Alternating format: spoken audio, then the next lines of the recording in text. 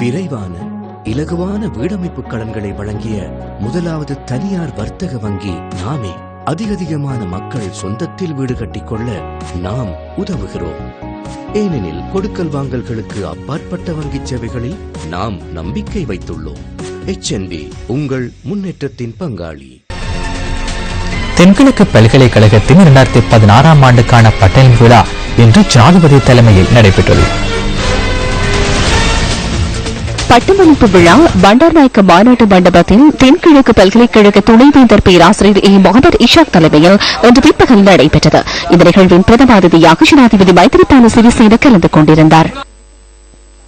විශ්වවිද්‍යාල ශේත්‍රයේ පරිපාලනය සහ කළමනාකරණය මේ රටේ ප්‍රතිසංවිධානයක අවශ්‍යතාවය මා දකිනවා. பல்கலைக்கழகங்களின் நிர்வாக மற்றும் முகாமைத்துவத்தை மறுசீரமைக்க வேண்டியதன் அவசியத்தை நான் அறிகின்றேன். சிறந்த எதிர்காலத்தை பிள்ளைகளுக்கு வழங்குவதற்கு நாங்கள் எதிர்பார்த்துள்ளோம். தென்கிழக்கு பல்கலைக்கழக மாணவர்கள் நான் பல சந்தர்ப்பங்களில் சந்தித்தேன். அவர்கள் எதிர்நோக்கும் பிரச்சனைகளை தெரிவித்தனர். அவை எனக்கு நினைவில் இருக்கிறது. அது தொடர்பில் கவனிக்காமையால் எதிர்ப்பினை வெளியிட்டனர். கல்வியின் முன்னேற்றத்திற்காக குரல் எழுப்பினர். அது உங்கள் உரிமை, அது உங்களின் பொறுப்பு. அரசாங்கம் என்ற வகையில் நாம் அனைத்து சந்தர்ப்பங்களிலும் அந்த உரிமையையும் பொறுப்பையும் உறுதிப்படுத்துவோம். ඒ සඳහා අපි රජයක් විදිහට සෑම විටම අයිතිය සහ වගකීම ඔබට තහවුරු කරනවා. இதேவேளை கொரியாவின் தூதுக்குழுவினர் இன்று பிற்பகல் ஜனாதிபதியை சந்தித்தனர்.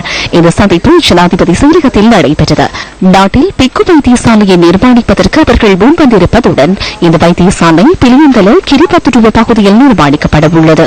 34 அறைகளுடன் சகல வசதிகளும் கொண்ட வைத்தியசாலை ஒன்றை நிர்மாணிக்கப்பட உள்ளது.